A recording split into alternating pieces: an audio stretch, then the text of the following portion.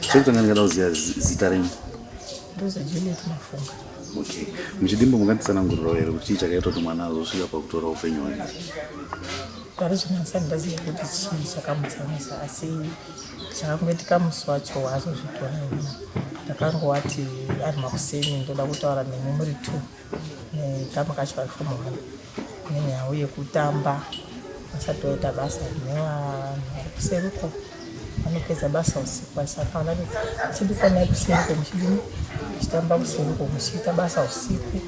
muchitamba navakomana vanogara panapa vanotamba navasiteki vakawanda izvi ndakavatsika vari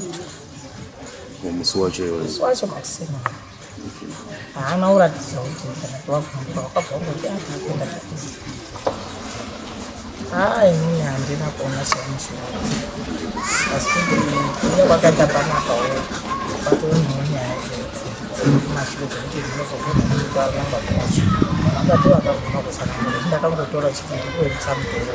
zvaakanga ainawo aingoti ungoabhuswa kwaakazi ndokuya pakata Unganyiwa yakareba sei muchigara? tora last year April last year futu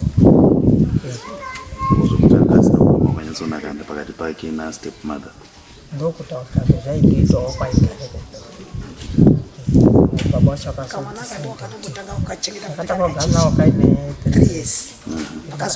baba wacho akazokatora warora mukadzi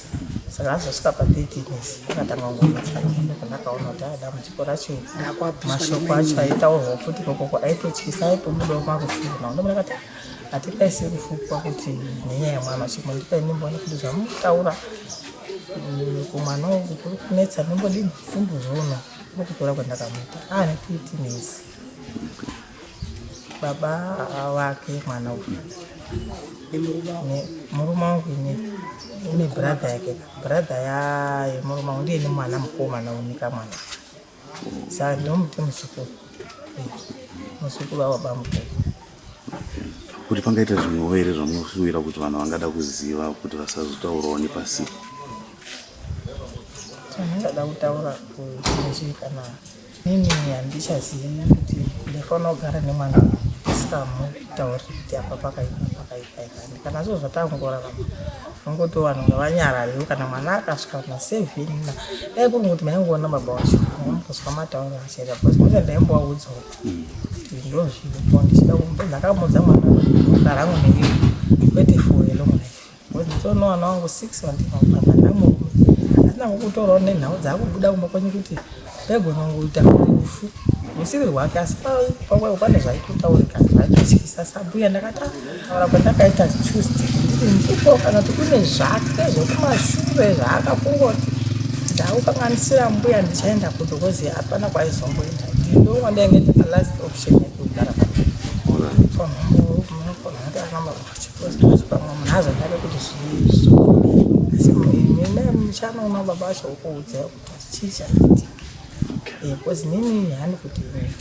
ndaikwanisa kuchengeta mwana zvaitondiomera po ndinoana 6 wari mumba ana murume ndiri vhenda notengesa asi ndakakwanisa mutongo mwana achi7 kuti ndimboone kuti ndisikazwa ndataurwa pamwe ndistep mother usitomwana kana kuti mwana wacho ndianyasikazwa saka mukugara kwandaita naye ndakatoa zvakadii asi handina kana kukwanisa kudawo zvekubudisa ndaingotsiurawo mwana sematsure ndita chii mwana semutoro ndakaita musechuzi ndakatotora vari 2 nemwana wangu zvekuti pandakatodaizwa kuchikoro ndichiona izvizvi mapurisa akati kana matora zvakashata tichachizwa kuti kufirst class kwadini kune mwana azvisungo pamwe ndakangoaka ndokandakataura navo vari 2 saka ndakazana mapurisa imini kana kuri kuti mataura zvakashata tichazwa kuti first class kwadini kwaitana saka ndakangoona wangu wadzoka mwana usina hake kuda kutsiwa nini asi nhau yakanyanya kuti ndakanayataura